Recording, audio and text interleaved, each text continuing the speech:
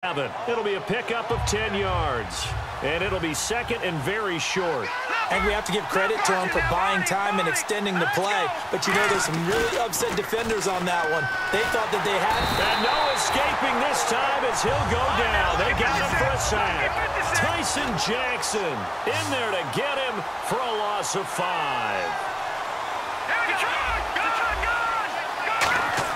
They go play action with Gurley. Now Goff steps away. He may try and run for this. And he gets the first down yardage he needs before he's brought down at the 6. These type of plays are backbreakers for a defense. They thought they had him hemmed in, thought they were going to get him on the ground with the pass rush, but were unable to do so. He gets away, picks up a big first down, and sets up first and goal inside the 10. They'll try and push it in with Gurley. And he is into the end zone. Touchdown, Los Angeles. Todd Gurley taking it in. And the Rams are an extra point away from tying up this football game.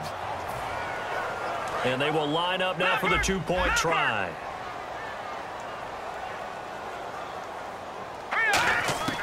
Goff looking to throw. And it's caught. He's got it. So they go for 2, they convert, and along with it, they'll take an 8-7 lead.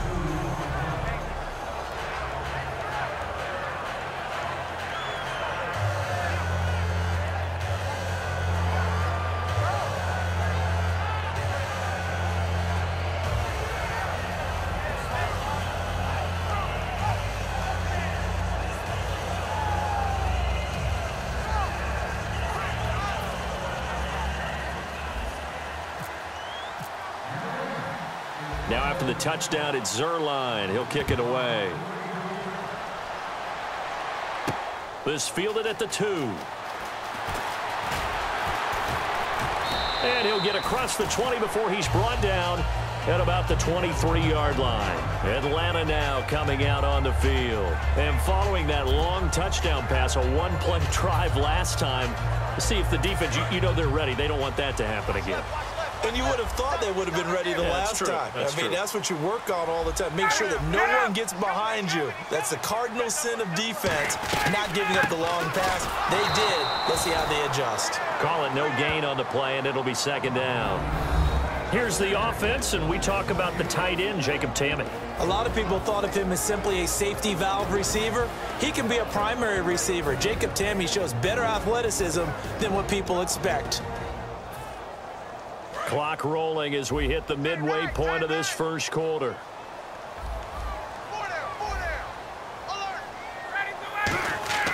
Now Ryan on second down. And incomplete there. A nice hit. Jars the ball free and brings up third down. The starters on defense here for Los Angeles. I played college football at the same time as T.J. McDonald's father, Tim. And what a great player he was. T.J. definitely following in his father's footsteps. Ryan, he's got time in the pocket. And got his man complete. Give him 35 yards there on the third down conversion. I know they had good coverage downfield, but you have to wonder, on third and long like that, how does that happen that they can get that far downfield and complete a pass? You got to guard the sticks, understand where you are, so it's almost like someone fell asleep at the switch, and now that the play's been completed, they've got to dust themselves off on defense, pick it up, and figure out how to not let that happen again.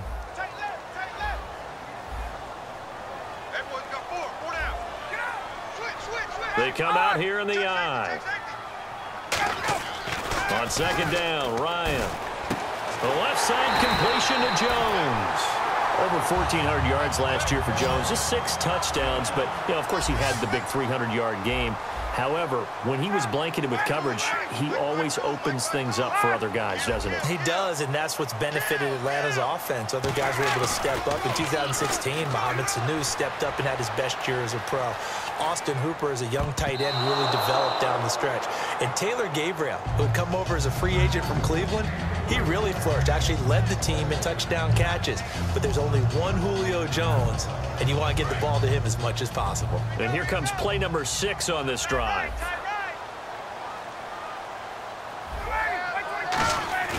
Ryan Ryan now off the bootleg. And he is caught at the 7-yard line. And he is into the end zone for a Falcon touchdown. Taylor Gabriel from 19 yards away. And the Falcons have retaken the lead.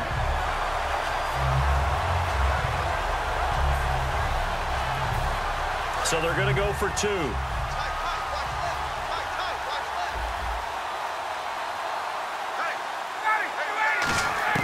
To throw for it is Ryan.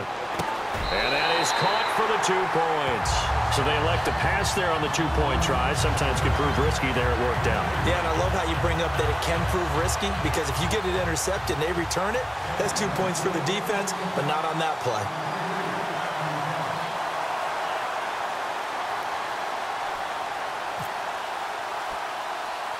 Now after the touchdown, it's Bosher to kick it away. It's a short kick, taking it to 15. And they're going to start this drive in pretty good shape as they get it up past the 30. Partner, these L.A. Rams, as they come back out here for the next offensive series, they've now missed the playoffs 12 straight seasons. Of course, this last one, their first back in L.A. They were 3-1, so much hope, but then they lost all but 1 down the stretch. Hard to believe with a defense that good, but just tells you about the premium that's placed on the offensive side of the ball, especially at the quarterback position. They just didn't have the stability. Even though they drafted Jared Goff, #1 in 2016, he'll have to ascend to that number. Be that guy for them in the next season in order for the Rams to finally break that playoff drought. And now they've got some city neighbors in the Chargers of L.A. So they pick up the first down after the run, and now they approach for the fresh set.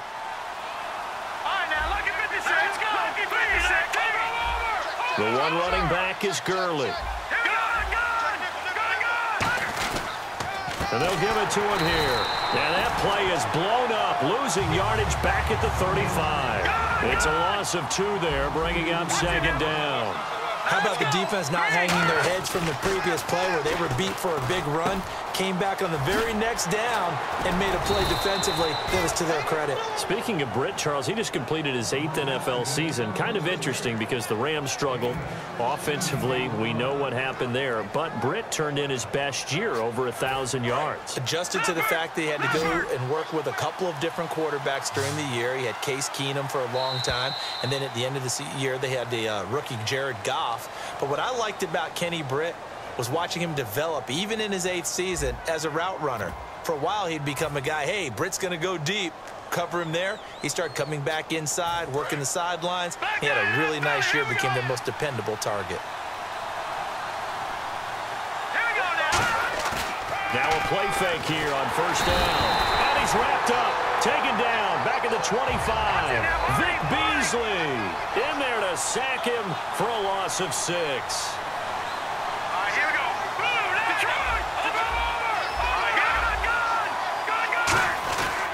Now on 2nd down, this is Gurley. And they won't fare much better here as he maybe gets back to the line. They get just a yard back there, and now they'll be looking at a tough 3rd and 15.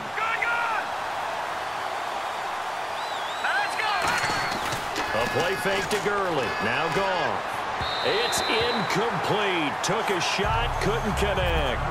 It's a tried and true formula, and I don't think it'll change for as long as we play football. If someone's trying to throw the ball and you can put pressure on them and make it tough, that's only going to help your defense. Yeah, he's since being hurried. He got rid of it before taking the hit, but incomplete.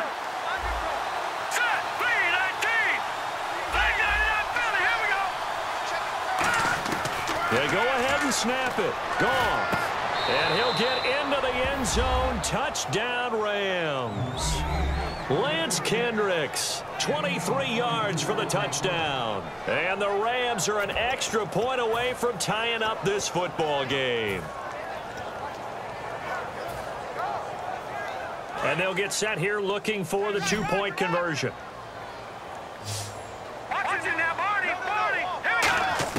They'll try and throw for it. And he will get into the end zone as they will indeed claim a 1-point lead. So 2 successful two-point tries now for them. And you know what it does? It gives you a boost, a huge one for your team because, hey, you're dominating them now. They can't stop you either scoring touchdowns or two-point conversions. But how about the defense? You don't know what to do at this stage. You can't stop them in any direction.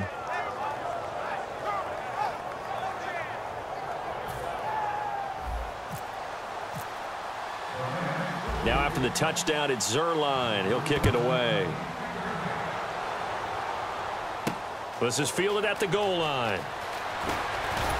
And he'll take this up past the 20 and down at the 22-yard line. Now the Falcons offense gets ready to head back onto the field. And that last drive, a long drive, but not just that. They had a great air attack going. Do they stick with that? I would think that they would, because if they were confident enough to do it on the last drive, starting backed up in their own territory, why would you change anything? They've got to be confident about what they're presenting and continue to do so. Yeah, because the secondary, they really look clueless. And that was amazing because that drive went and went, no adjustments, and no big plays by the defense to knock the ball away.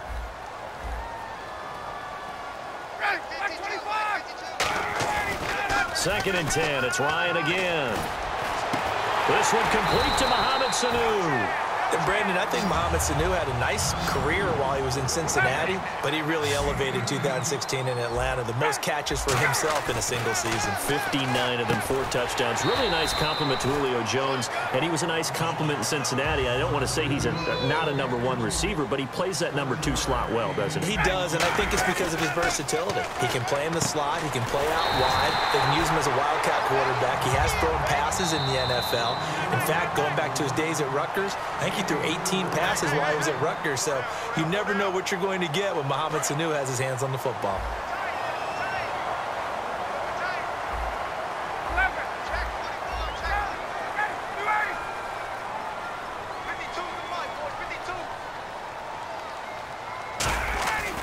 On 1st and 10, it's Ryan surveying the field. He's going to air one out and nearly picked it off. He had a chance to come down with that in the end zone, but it'll wind up just being incomplete. I know exactly why I tried to throw the ball to Julio Jones there. He's never considered covered. He's either too fast or too strong. You always try and get it to him. Especially on those deep passes. Freeman, the lone man in the backfield. He's going to get the football. Got a pretty big hole as he's down to about the 40. And when you watch Devontae Freeman run the football, you can almost close your eyes and hear him running the football, can't you? Because people just scatter. I mean, you know, when he goes through a pile, it moves in a positive direction for him. I just love how hard he plays the game. 1,000-yard season. He had 11 touchdowns last year. In March, 25 years old. So he's kind of hitting that sweet spot for a running back, isn't he? He really is. And I still remember the evaluation of him coming out of college. He does everything well, but you weren't sure he had a dominant trait. Well, wrong about that. He's dominant just about everything he does, and I think that he's going to continue to elevate his game and seek a 3rd Pro Bowl in 2017.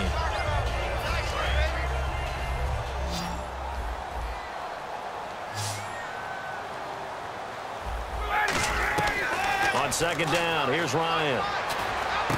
And this is Gabriel on the catch.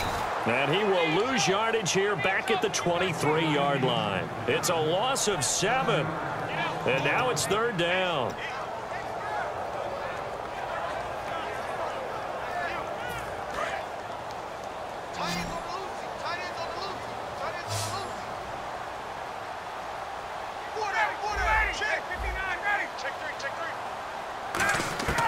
On 3rd down, Ryan. Oh, a ball batted in the air, and now it's intercepted. Picked off by T.J. McDonald. And a big turnover there as his guys will get the football back. And now out on the field, here comes Los Angeles. And that recipe on their last drive that resulted in a touchdown looked pretty good, so they'll be hoping to do that once more. And it takes me back to when we sat with the offensive coordinator and the head coach. They felt pretty good about their game plan and thought there were some holes in the defense, and they exploited them. Todd Gurley, wave goodbye. Touchdown.